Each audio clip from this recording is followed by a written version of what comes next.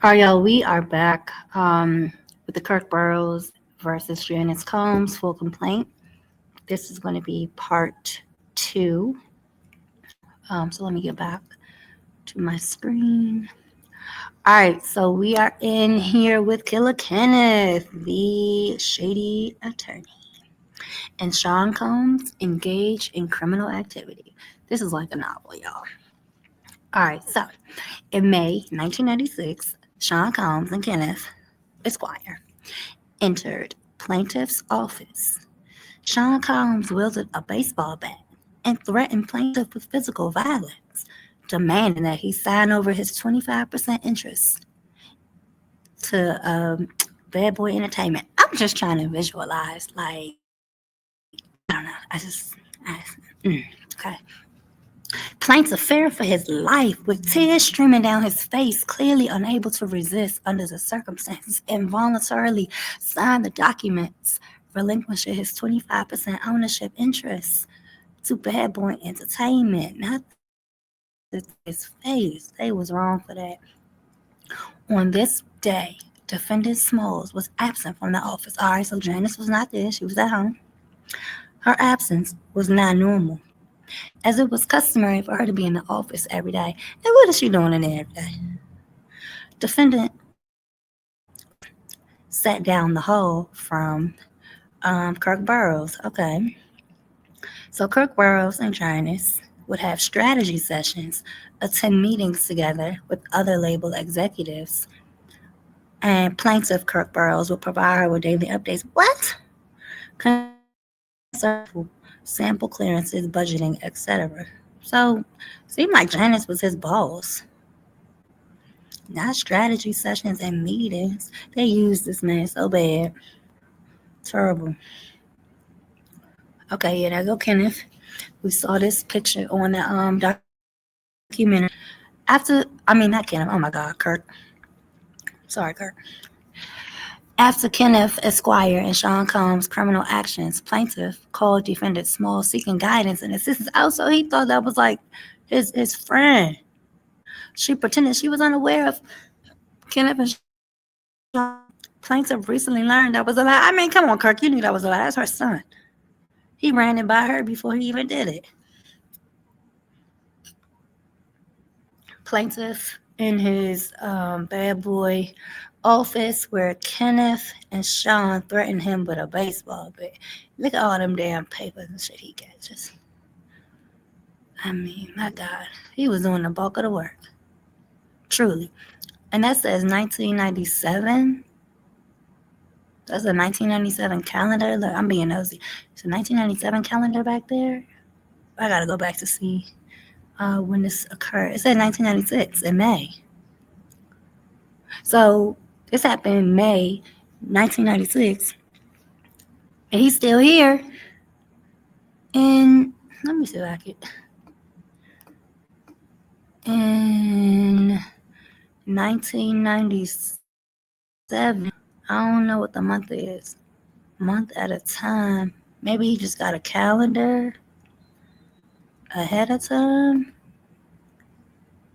I don't know. I don't know. I don't know. But he was continuing to work. The papers, all them papers.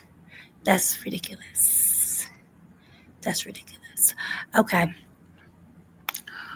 Although she was not physically present when Kenneth and Sean committed their crime, Defendant Smalls later falsely denied knowledge of or involvement in the coercion and fraudulent involuntary transfer, despite directly benefiting from the wrongful acts. Of course, because he sold that 25% for money, and we know that she got some of that money.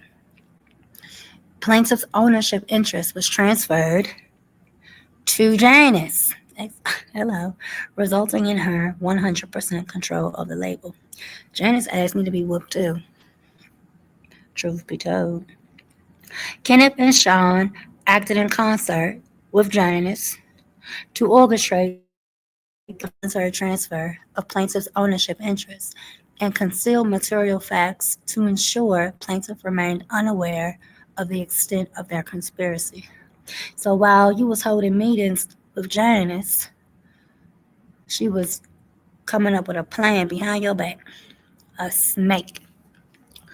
Plaintiff's relationship with Sean Combs. Plaintiff Kirk Burrowes was a visionary strategist and business architect of Bad Boy Entertainment. His relationship with Sean Combs began in the early 1990s when Plaintiff was introduced to Sean through industry connections. Who exactly? I would like to know. Who recognized his prowess in talent management, business structuring, and industry negotiations. Recognizing Plaintiff's strategic mind and industry expertise, Sean Combs entrusted him with the key operational and managerial responsibilities. Key operational and managerial responsibilities. He was doing all the work. He was doing all the work. Puffy was just the face. He did all the work. Puffy just had a little bit of, clout under his belt because he secured all that stuff with Jodeci, right? Under Andre Harrell with Uptown Records before he got fired. But yeah, this man was running everything. Key operational and ability. Okay, so I ran a business, leading Plaintiff to co-found Bad Boy Entertainment and establish its foundational business framework. Plaintiff's influence was instrumental in transforming Bad Boy Entertainment into a dominant force in the music industry. Yeah, you built it. Plaintiff designed business infrastructure that allowed Bad Boy Entertainment to thrive, ensuring sustainable revenue streams, artist development programs, and long-term strategic planning. Sustainable revenue stream. Sustainable for whom? Okay. Plaintiff implemented the business infrastructure that allowed Bad Boy Entertainment to thrive, ensuring sustainable. Look, I'm telling y'all, they did not proofread this. 63 and 64 say the exact same thing. Y'all gotta do better. As COO and general manager, COO and a general, what the hell? He got too many damn titles. He's doing too much. They really played with him. They just played. They played. They played. I'm doing all of this, and then you got the nerve to take my shares? No. He should have had way more than 25% and way more than 50% annual earnings. No. Plaintiff structured high-value contracts, managed production schedules, orchestrated artist development, and created groundbreaking marketing strategies, ensuring Bad Boys artists achieve mainstream success. He did it all. He was A&R. My God. He was the manager, managed the production schedule. Jesus Christ. Plaintiff was responsible for executing multi-million-dollar deals, fostering art, and he did brand partnership? No. Fostering artist partnerships and building Bad Boy's reputation as a major player in the music industry. He was the chief negotiator and business strategist behind many of Bad Boy Entertainment's biggest commercial success. Let me tell you what. I don't know. What I was going to say was they had to have some type of relationship because ain't nobody doing all of this. And it said in the beginning of the complaint that he really wasn't getting paid in the beginning because he's looking for money for the seed money that he put in. And you see all of his tasks and responsibilities. I mean, this man ran everything. No way. Yes, despite Plaintiff's unparalleled contribution. Of course it was unparalleled because he did all the work. Nobody else was working. He was systematically deceived and exploited by Sean Combs and Defendant Janice, who leveraged Plaintiff's trust and loyalty while excluding him from the financial rewards of his labor. Exactly. And you mean to tell me you was looking over all them contracts and just forgot to look over your own? Kenneth, not Kenneth, Kirk. I keep calling him Kenneth, but Kirk, I got a problem with that. Okay? I got a problem with that.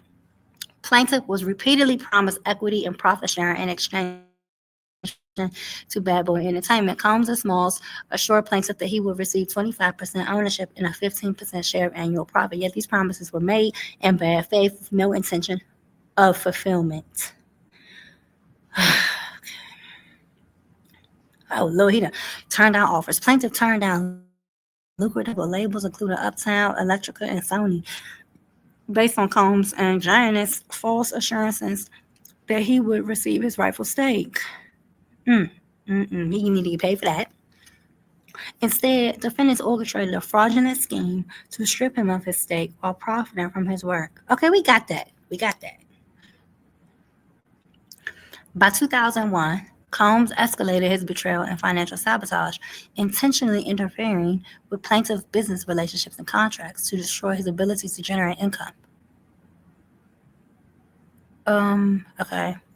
Among the most egregious Combs deliberately obstructed plaintiff's management contract with Mary J. Blige, an artist whom plaintiff rescued from financial collapse due to Combs' prior mismanagement and fraudulent financial dealings. My God. Okay. Combs engaged in fraudulent financial schemes, inflating Mary J. Blige's expense accounts by changing unauthorized expenses, fabricated service fees, and luxury purchases under false pretenses. Now, if y'all seen the documentary, you remember that he was saying that he was Puffy had asked him to change Biggie's last contract, which he already signed. So when Biggie was alive, he had to get a contract renewed. And when they renewed his contract, it really was in Biggie's favor. But when he died, Puffy wanted Kirk Burrowes to go inside of the contract and change the language of the contract so that it favored Bad Boy. And Kirk Burrowes said he wasn't going to do that. And then he ended up getting fired, right? So he knows how Sean moves. I'm kind of getting upset because he knows how Puffy moves. Like, you've seen him do this with other people. And that's the issue. A lot of times we be dealing with like real faulty ass people, and we think that because they're not doing it to us, we cool. When in reality, we watch them dog. It's just a matter of time before they get to us. So, okay. All right. So he obstructed plan, but let me get back to this. Is by 2001. So the incident where they took his percentage was in 1996. I'm assuming he's still working there, or maybe he's just her manager. I don't know. But okay, hold on. He deliberately obstructed plaintiff's management contract with Mary J., an artist whom plaintiff rescued from Combs' prior mismanagement. Okay, he mismanaged everybody's financial dealings. Mary J., clearly including, he inflated Mary J.'s expense accounts by charging unauthorized expenses, fabricated service fees, and luxury purchases under false pretense. Okay. These illicit transactions, personal expenses to artist accounts, such as designer clothing, private jets, luxury vacation, and unauthorized gifts. One of the most egregious examples of financial fraud involved Combs' obsession with Tupac Shakur. He attempted to mimic Tupac's style, purchasing Versace's silk shirts and expensive accessories for himself while falsely expensing these purchases to Mary J. Blige's account. Oh my God. What? Puffy is a mess.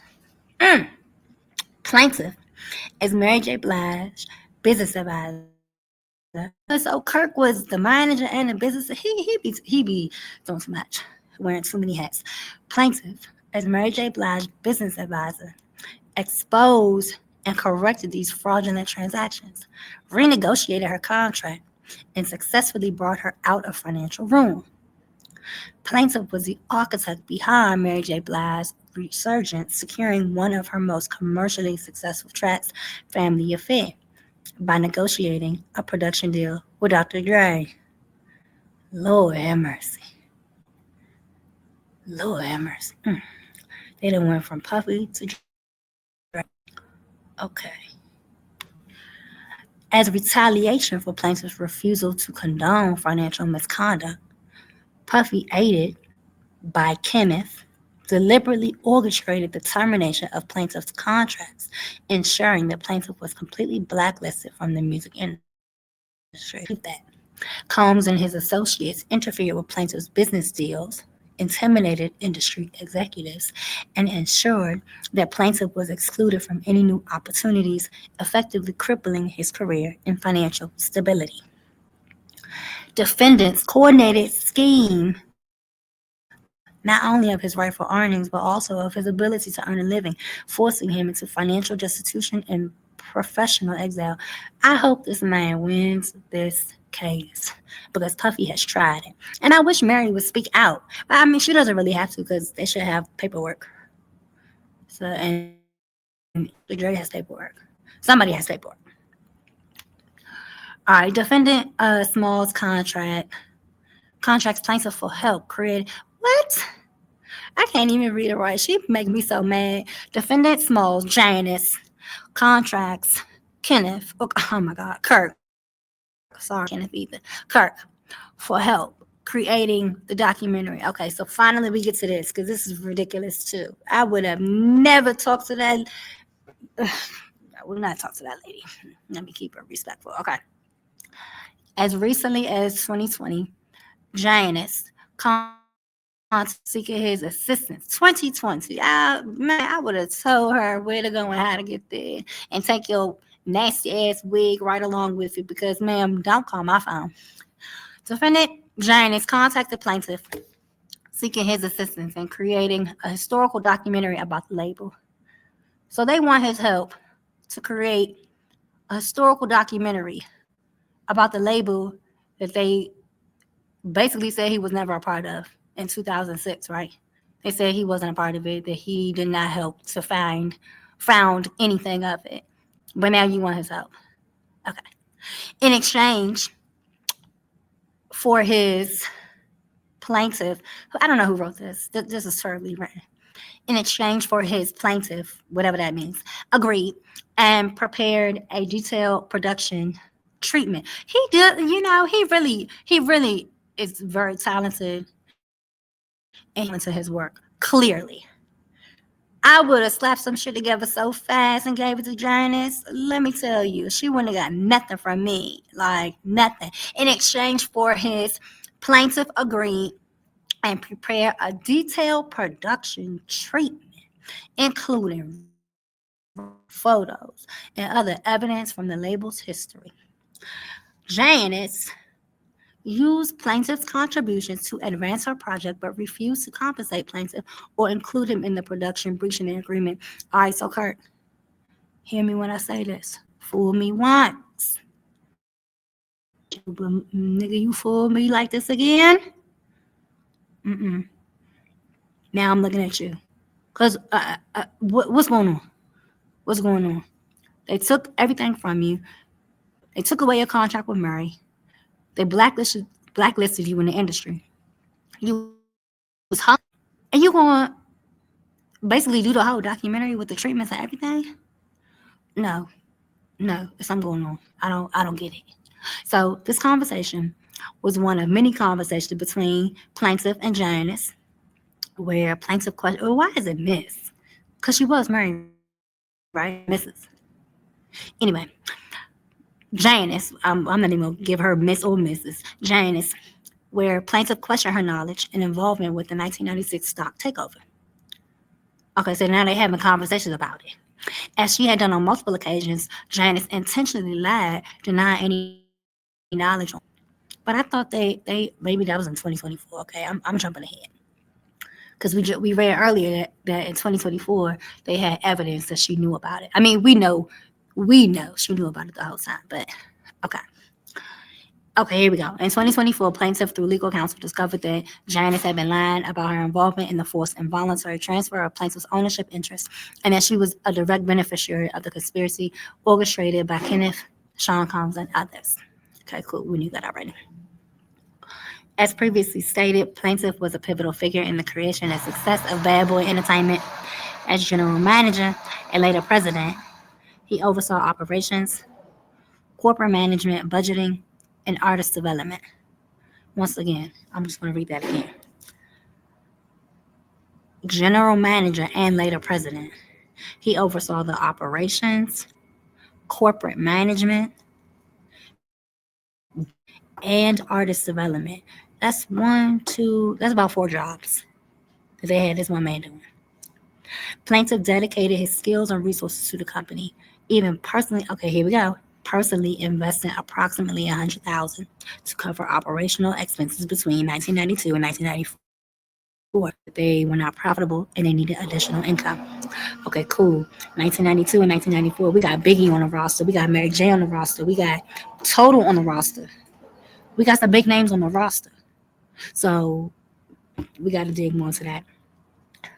Plaintiff's compensation was initially minimal, starting at $30,000 annually, despite the company generating significant profit.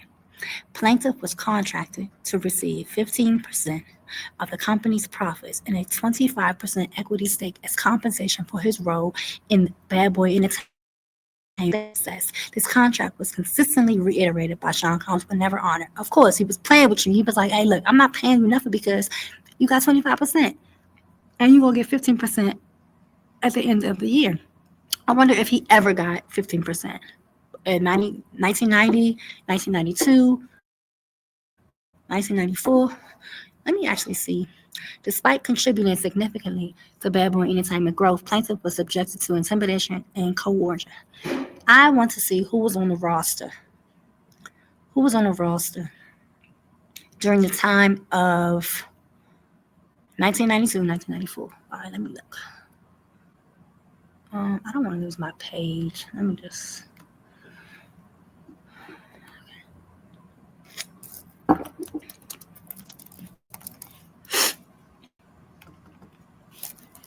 Who was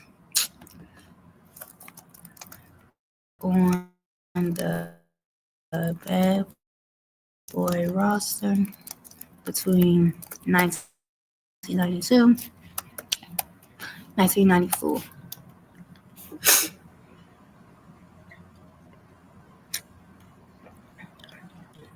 I got Bad Boy Entertainment. Not Isaiah Thomas.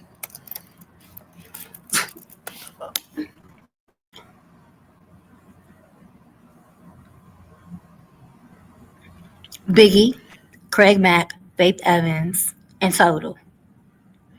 Other artists like 112, Mace, and the Locks joined later in 1995 or 96. Okay, so yeah, you was at your height.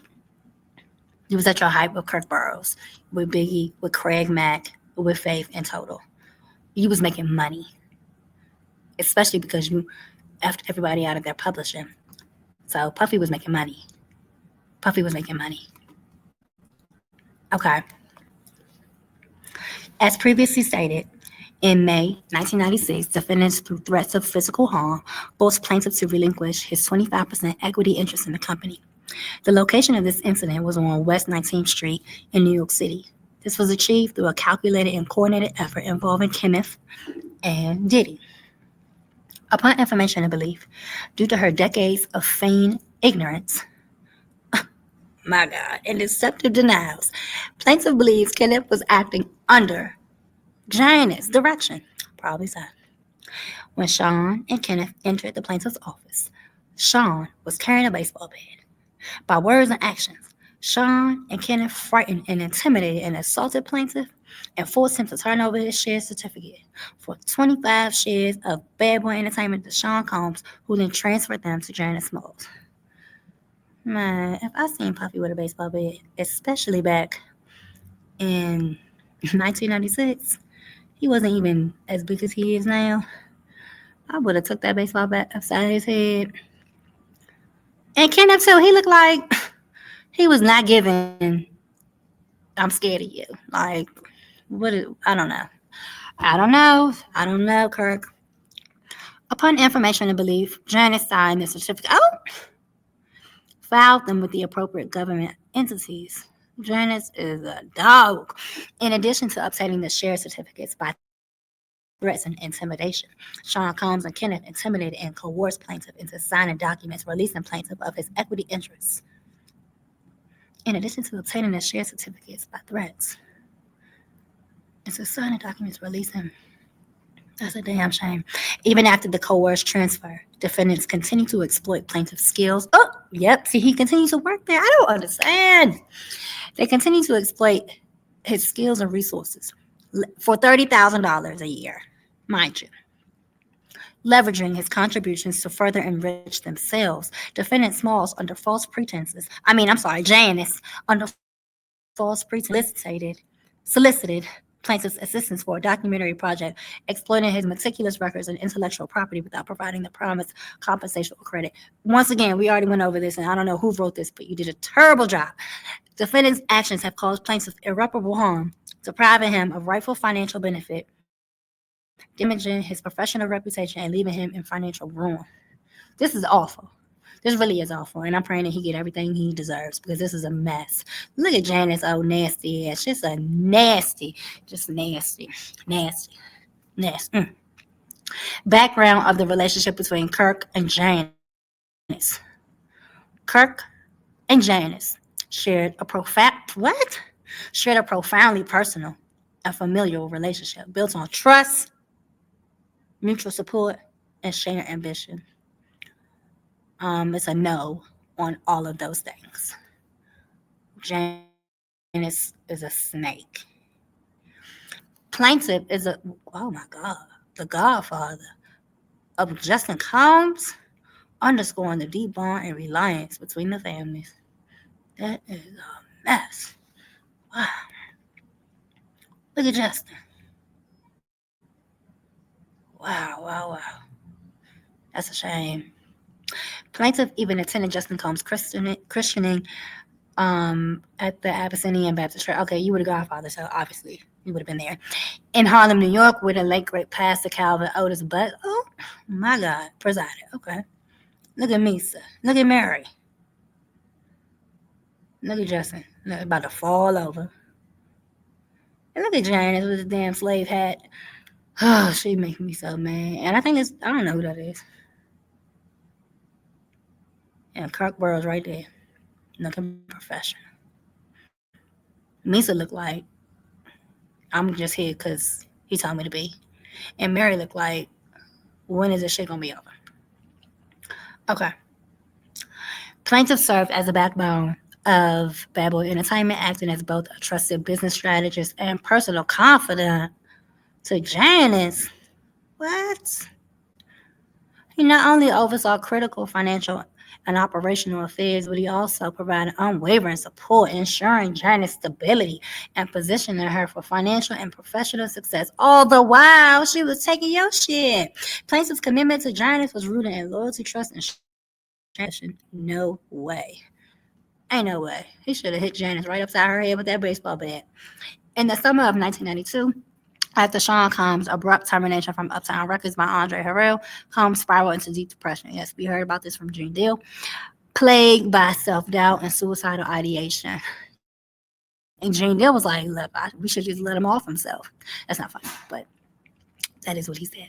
Recognizing the urgency of the situation, plaintiff stepped in as Combs' stabilizing force, offering emotional fortitude, strategic business insight, and a clear vision for the future.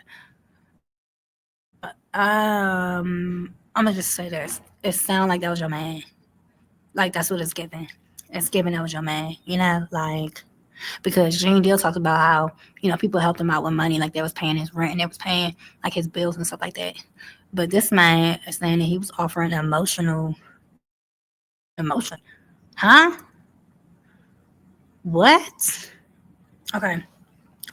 Plaintiff was the primary architect behind Combs' resurgence, crafting the blueprint that led to the birth of Bad Boy Entertainment without plaintiff's intervention. It should be a period right here. Without plaintiff's intervention, Combs' career and the eventual empire of Bad Boy Entertainment would have ceased to exist. I agree with that as well. Recognizing plaintiff's indispensable contributions and leadership, Defendant Janice and contractually obligated Bad Boy Entertainment. I can't read this. To pay plaintiff no less than 15% of the company's annual profits for every year he served as general manager or president. Well, he was doing both, so he really should have got 30. That's how I would have stuck with it. Plaintiff relentlessly dedicated his time. But can y'all really think how crazy that sounds to say that somebody's going to get 15% of the company's annual profit? Like, who does that? People do not do that. That would be absolutely ridiculous to take 15% of a total annual profit. Like, you need that for the next year. So that from the beginning, they was playing with you, Kirk.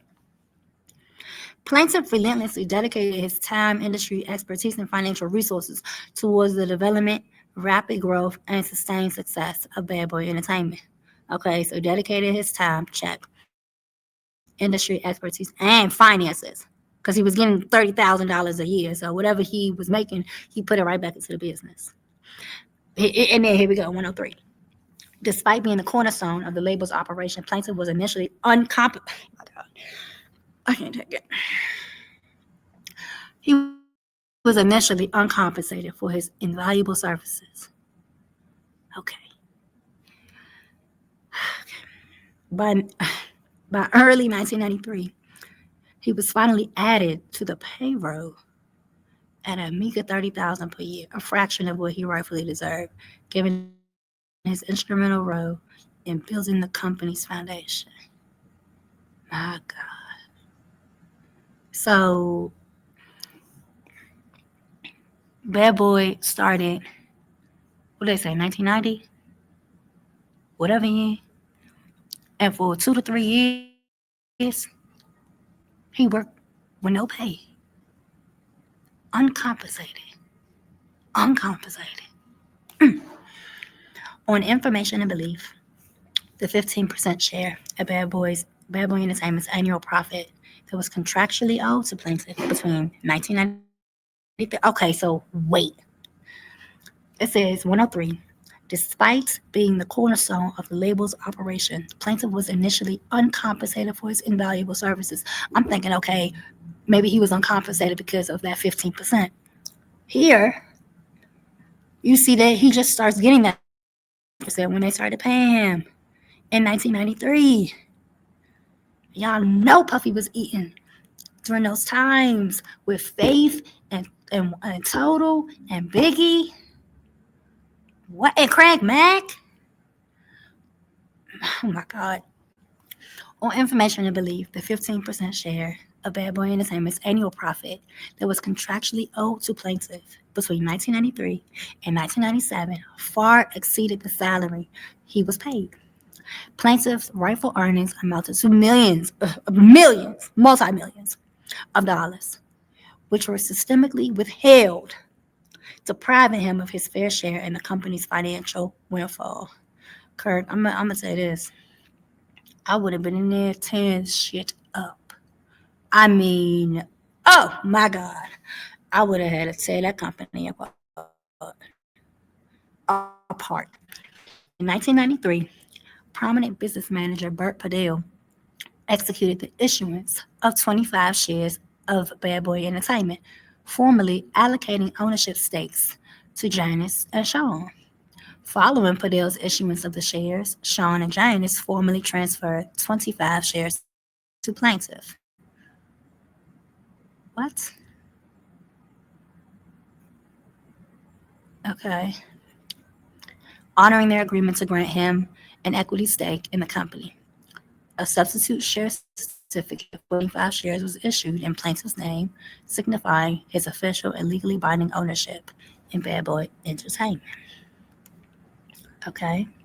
Is there a picture of that? I would like to see that. Plaintiff's tireless efforts, strategic foresight, and unrelenting work ethic were the driving force behind Bad Boy Entertainment's meteoric rise. Through his innovative branding, high level negotiations, and tactical business structuring, Plaintiff orchestrated some of the label's most successful ventures and marketing campaigns, elevating Bad Boy Entertainment to industry dominance.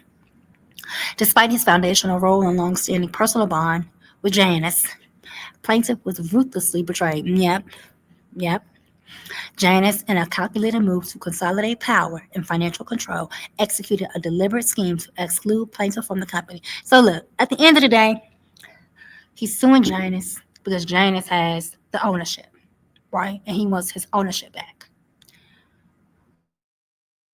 Everything has happened with Diddy, and he has given publishing rights apparently back to artists, whether they accept it or not. Bad Boy, I feel like, has diminished, right? In its worth. It's still worth a lot, and he deserves everything that he worked for, because this man really, really worked hard and they really played in his face. Okay. He was doing the marketing campaign for Biggie. Y'all saw in the documentary how he's talking about how he set up all the things in London, and he's the person that set up all that. He did everything. Biggie, Faith, like all of that. And we also see after he left, not Pac, oh my God, Puffy really didn't have a lot of artists, right? I think they talked about Mace and 112, and Mace probably the biggest one. But like all the rest of the artists, they had no kind of success anywhere near that of a Faith Evans, of a Mary J, of a Biggie, of a Craig Mack. Like this man really, he put people on the map, and he deserves his money. Despite his foundational role and long-standing personal bond with Defendant, Janice, I said that already. He was betrayed. Janice was in a calculated move to consolidate power, blah, blah, blah, blah. Okay. Janice colluded with Kenneth, her son, and the other unknown defendants to strip Plaintiff of his ownership rights, disregarding his invaluable contributions, personal sacrifice, and the trust that had once defined their relationship. The systematic exclusion of Kirk from the company's financial benefits and operational structure was not only a flagrant breach of contractual agreement, but a deliberate act of financial and professional sabotage designed to erase his contribution while unjustly enriching the defendants. As a direct consequence of this betrayal, Plaintiff has severe financial hardship, reputational damage, and emotional distress, while Puffy and Janice have continued to reap financial rewards of Plaintiff's labor, ingenuity, and investment. Yes, because he has those publishing rights, basically of all his artists. So this man worked really hard to market all the music. He did the A&R. He did the brand. He did everything. And we still listen to Biggie right now. We still listening to Faith. We still listening to Mary J. And Puffy getting paid off of that. Not this man. Puffy didn't do nothing but use people. All right, 1993, 25% share of Bad Boy Entertainment to the 2019 documentary, Manipulation. Okay, let's get into it. In 1993, Plaintiff was formally granted 25% of Bad Boy Entertainment, constituting a 25% equity stake in the company. This ownership interest was a direct recognition of Plaintiff's foundational role in the creation, development, and success of Bad Boy Entertainment. However, despite this legally recognized stake, Puffy and his mom systematically deprived Plaintiff of his rightful ownership and earnings, misleading him with repeated false promises of compensation and equity restoration. For more than 2 decades, from 1993 through 2019, Puffy and his mom engaged in a pattern of deception, assuring Plaintiff that he would receive his owed profit from Bad Boy Entertainment. Each time Plaintiff sought formal compensation or the return of his share, he was met with deliberate stalling tactics and empty assurances. In 2019, at Diana Ross's birthday celebration, I know Diana Ross like, how I get in this? Sean Combs and Janice, once again, acknowledged their fraudulent conduct, promising Plaintiff that they would make things right regarding the wrongful theft of his 25% shares and unpaid 15% shares of Bad Boy Entertainment annual profit. This moment was a rare verbal admission of liability, yet no corrective actions followed. I wonder who they acknowledged this to. They acknowledged it to him? Like, was he at Diana Ross' party? Or like, who were they talking to? How did he get this information? During this conversation, Janice directly requested Plaintiff's assistance. Okay, they must have been talking to him because now she's asking for something. The only reason that they brought that up, Kirk, was because they needed something. Janice directly requested Plaintiff's assistance in developing the Bad Boy Entertainment documentary. In exchange, Janice promised that Plaintiff would finally be compensated. So he was already owed that, Janice, and now you need him for yet another task. And you're like, you know what? I already owe you that money, but I haven't given it to you yet. I just need one more thing. I need one more thing, and I'm going to give you that money. Janice is a dog. Okay. Okay. Janice promised that plaintiff will finally be compensated and reimbursed for his stolen 25% ownership and paid the 15% earnings he was contractually owed. However, this was yet another manipulative tactic designed to exploit plaintiff's industry knowledge and intellectual property without any intention of fulfilling their financial obligation. That's all it was. Upon information and belief, defendant Janice was acutely aware the plaintiff possessed extensive records, notes and journals documenting the entire history of Bad Boy Entertainment. There's no way that they could have done that documentary without him.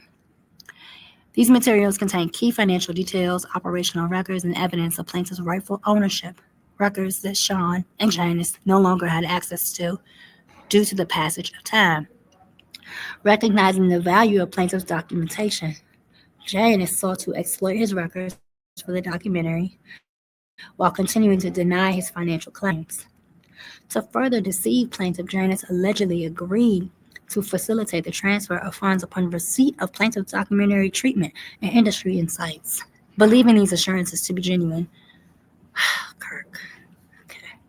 Believing these assurances to be genuine, plaintiff delivered the documentary write-up in 2020 and provided Smalls with his banking information for the payment of his long overdue contribution.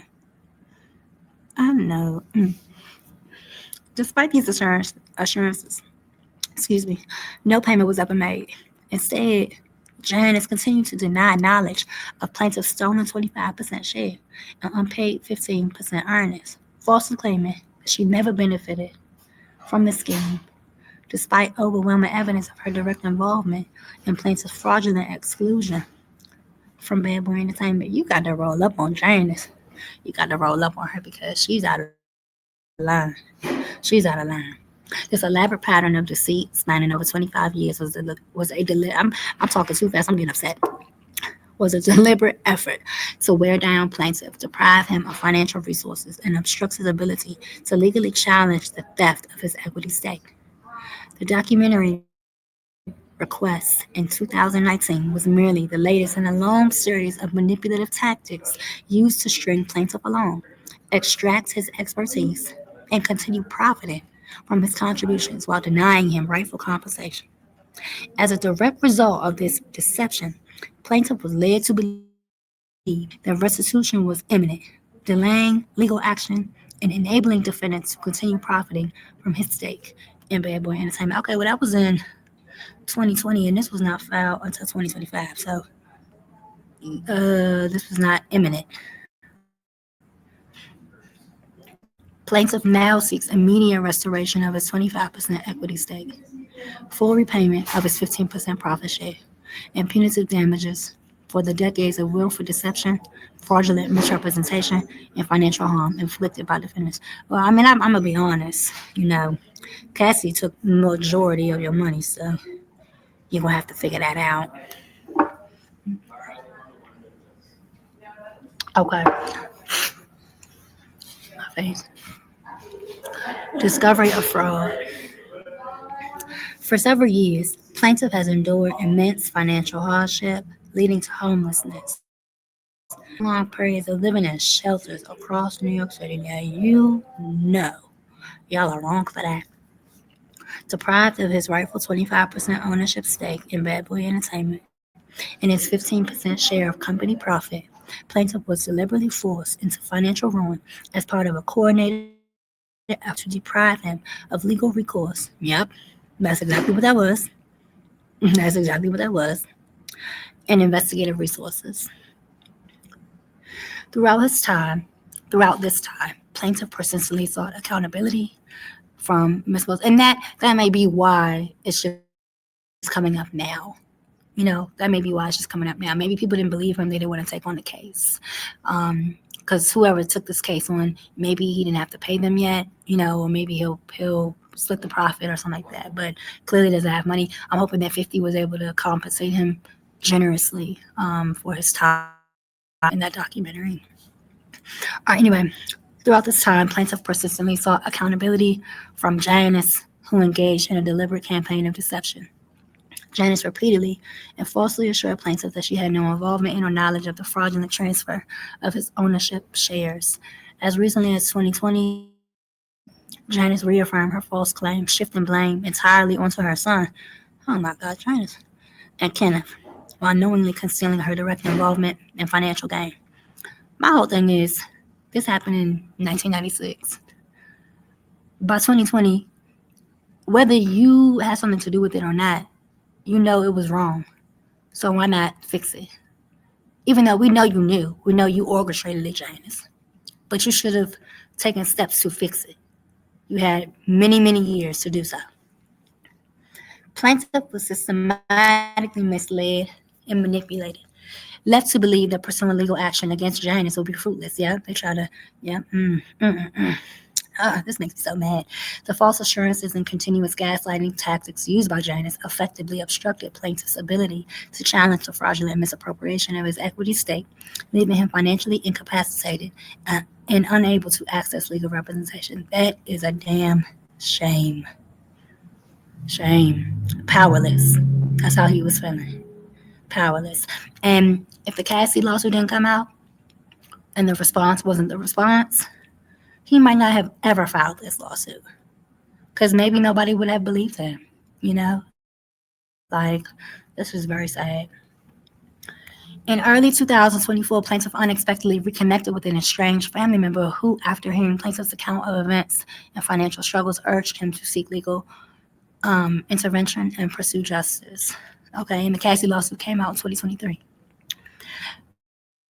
Recognizing the egregious nature of the fraud perpetrated against plaintiff, this family member swiftly intervened, securing legal counsel to investigate the fraud transfer of plaintiff's ownership interest in Bad Boy Entertainment. So somebody else secured legal counsel. He didn't even do it. So he may not even have the money to do that. Okay, here we go. Footnote. Although plaintiff was homeless at the time of making this agreement, in reliance on the assurances of Janice Smalls and Sean Combs, he used an old laptop created. No way.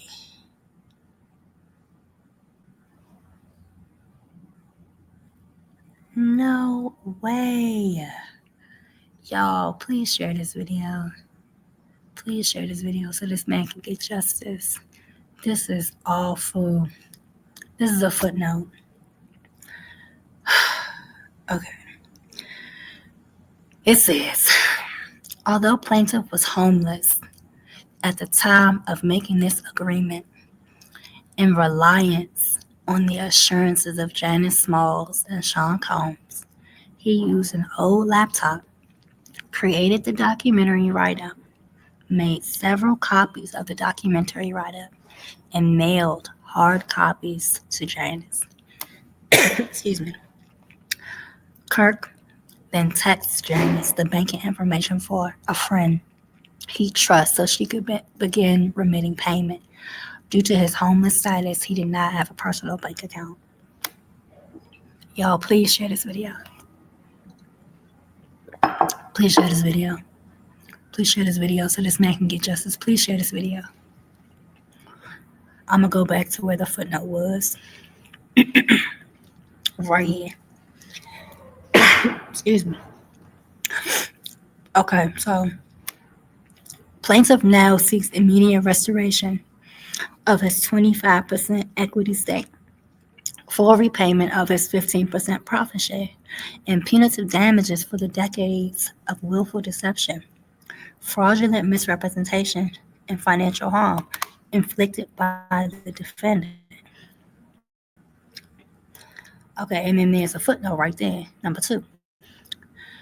But this was in 2019. Oh no, here you go. Plaintiff delivered the documentary write-up in 2020. Okay, so he was homeless in 2020. Oh, man. And he did all of that. He did all of that homeless. He didn't even have a bank account. He got all the documents together. And I mean, to be homeless and to have records, that means something. Because if you going from place to place to place, I wonder where those records, like obviously those records, they meant something to him, for him to be homeless and to still have the ability to gather those records together, put them together, make several copies, and mail the hard copies to her. I hope, Janice, I hope you get what you deserve. Cause you a nasty one. You and your son. Just terrible. What do y'all say? A low down gutter, whatever it was, just low down nasty. Okay. Where were we at? I think okay.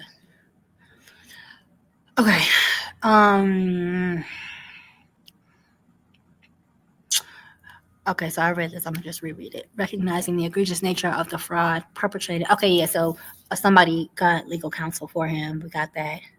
During the course of this investigation, irrefutable evidence surfaced confirming that in or around 1998, Janice had secretly received and unlawfully taken control of plaintiff's 25% ownership stake in Bad Boy Entertainment. This discovery directly refuted Janice's decades-long denials and unmasked her as a central architect of the fraudulent scheme, alongside her son and Kenneth. Contrary to her repeated assertions of innocence, Janice had not only profited from the unlawful transfer, but had actively conspired to suppress all knowledge of her receipt of plaintiff shares. The newly uncovered documentation and financial records unequivocally prove that Janice engaged in fraudulent concealment, preventing plaintiff from discovering the true nature of the misappropriation and delaying his ability to pursue rightful legal claims. This orchestrated concealment deprived plaintiff of his legal rights, financial stability, and industry reputation, ensuring that Janice and her co-conspirators will continue to reap the financial benefits of plaintiff's hard-earned contributions while plaintiff languished in destitution. This is awful. This is awful. This is awful. As a direct and immediate result of these findings, plaintiff's fraud and breach of fiduciary duty claims became ripe for adjudication. Oh, that's perfect. That's perfect.